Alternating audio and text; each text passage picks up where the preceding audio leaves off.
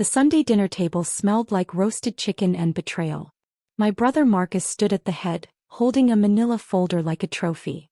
The late afternoon sun caught the edges of official-looking papers as he slid them across the polished wood.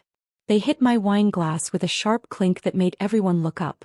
"I didn't want to embarrass you," Marcus said, his voice carrying that particular tone of concern that wasn't concern at all. "But someone had to be responsible. Someone had to save the family cabin before the county seized it." My mother's hand went to her chest. My father set down his fork with careful precision.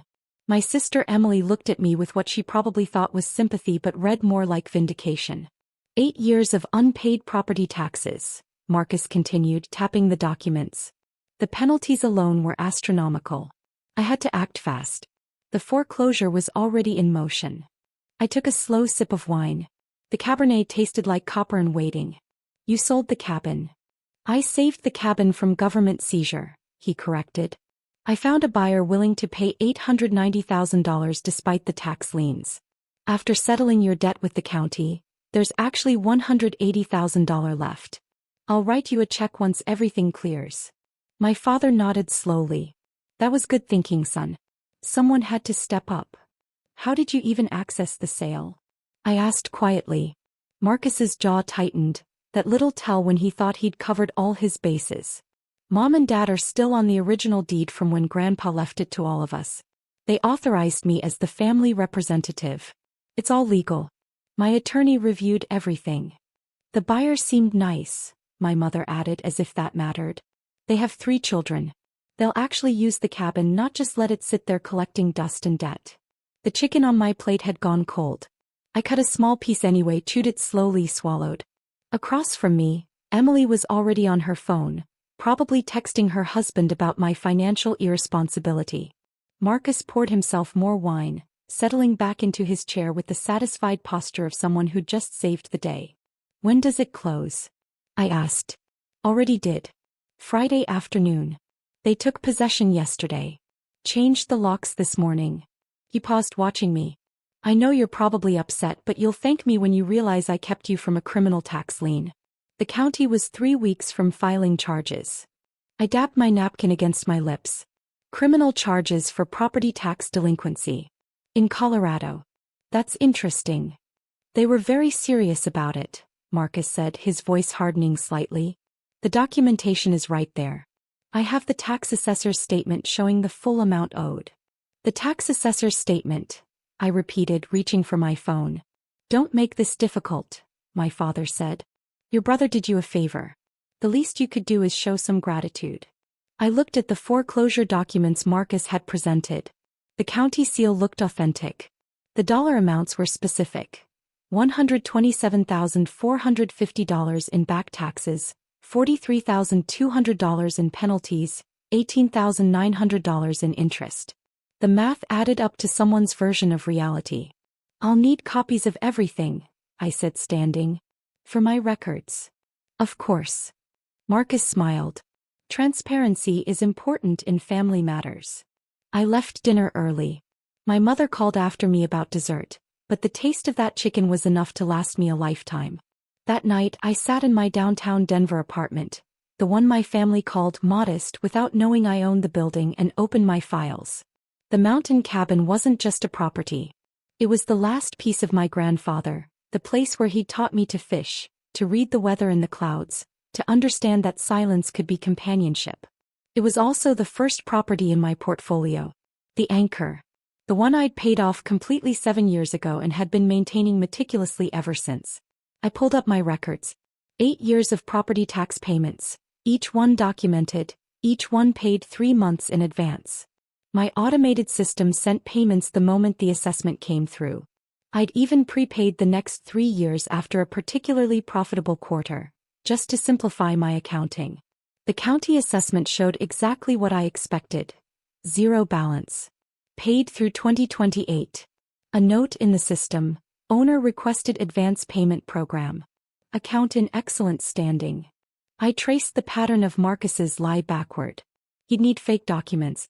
He'd need someone to forge county letterhead. He'd need parents willing to sign without checking.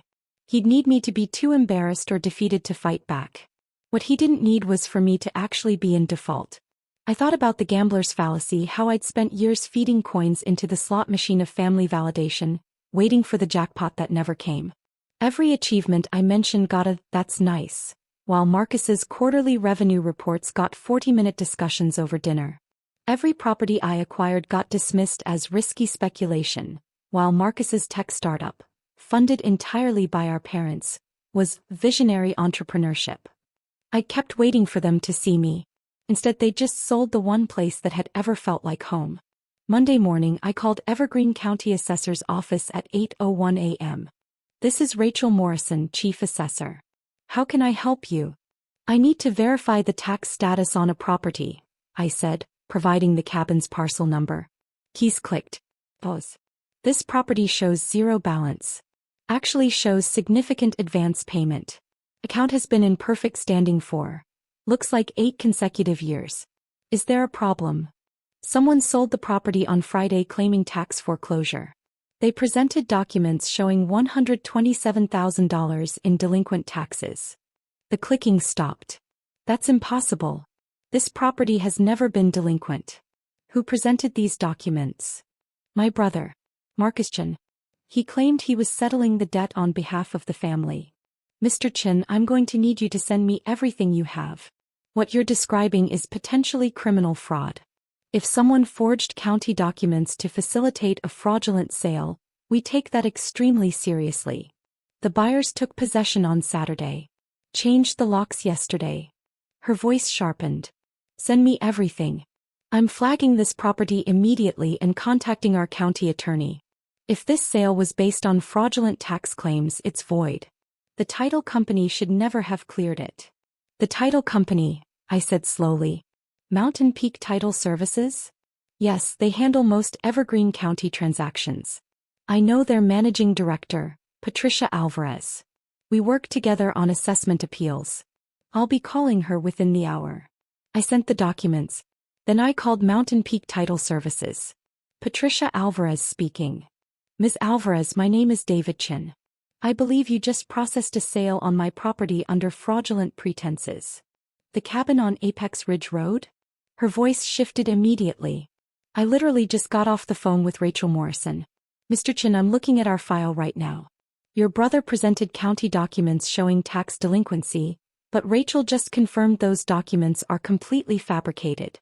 The property has perfect payment history. Can you stop the funding?" "Already done. The wire transfer was scheduled for this morning, but I've frozen everything pending investigation. The buyers are going to be very unhappy, but they'll be refunded their earnest money. What your brother did is wire fraud, title fraud, and forgery of government documents. I've already contacted our attorney. The buyers have keys. Not for long. I'm sending someone to change those locks within 2 hours. They're trespassers as of this moment. The sale is void." I hung up and pulled out my spreadsheet. Not the one with property values and tax schedules. The other one.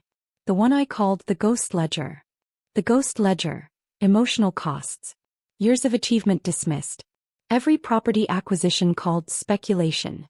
Cost equals professional validation never recovered. MBA from Wharton mentioned once, never acknowledged again. Cost equals 7 years of evening classes.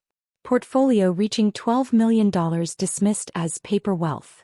Cost equals pride in actual accomplishment. Family gatherings as battlegrounds. Thanksgiving 2019. Marcus's startup funding celebrated for 90 minutes. My promotion mentioned for 45 seconds. Cost equals equality never refundable.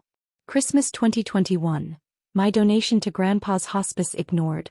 Marcus's Tesla admired for an hour. Cost equals moral recognition. Easter 2023. My engagement announced. Topic changed to Marcus's golf handicap in under 3 minutes. Cost equals significance. Emergency calls disguised as bonding. Can you help with the cabin repairs? $15,000 wired within 24 hours. Never repaid. Cost equals assumption of reciprocity. The cabin needs a new roof. $28,000 paid. Marcus later mentioned he'd gotten insurance money. Cost equals trust and family honesty. Property taxes are due and we're short.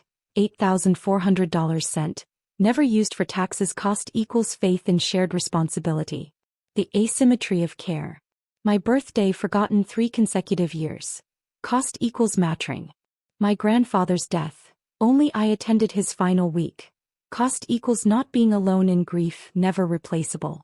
Father's health scare. I reorganized my schedule. Marcus sent a fruit basket. Cost equals equivalent concern. Total emotional balance. Overdrawn beyond recovery. Account closed.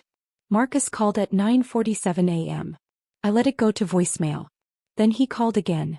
And again. By 10:15, I had 6 missed calls and 12 text messages ranging from confused to angry to desperate. At 10:30 my mother called. David, what have you done? Marcus is saying the county blocked the sale. The buyers are threatening to sue. He's beside himself. The property was never delinquent, Mom. I've paid every tax bill 8 years running. I've actually prepaid through 2028. Marcus forged county documents to steal my cabin. Silence. Then, that can't be right. He showed us the foreclosure notice. Rachel Morrison, the county's chief assessor, confirmed it this morning.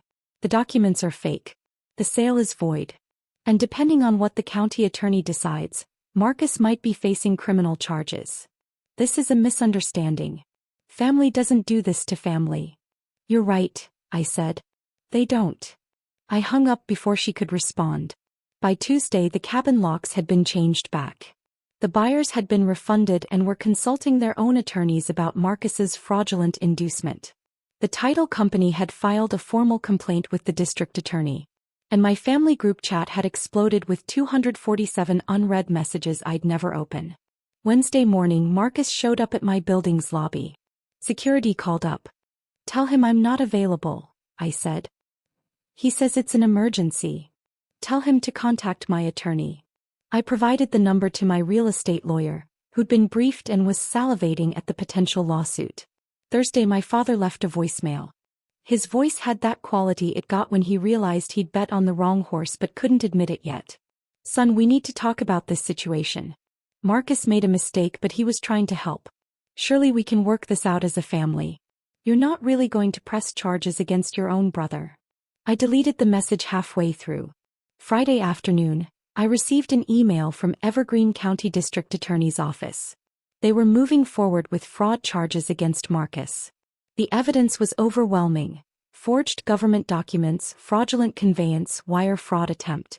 The title company's records proved he'd known the property wasn't in default. He'd never even requested a legitimate tax certificate. The DA's investigator had found something else interesting. Marcus had done this before. 3 years ago he'd attempted to sell my downtown commercial property using similar forged documents. That sale had fallen through for unrelated reasons and I'd never known he'd tried. The property manager had simply noted, irregular title claim dismissed in the file. He'd been planning this. Testing approaches. Waiting for the right moment when I'd be too embarrassed about financial failure to fight back. I pulled up my full portfolio analysis. 12 properties across Colorado and Wyoming. Combined value, $18.4 million.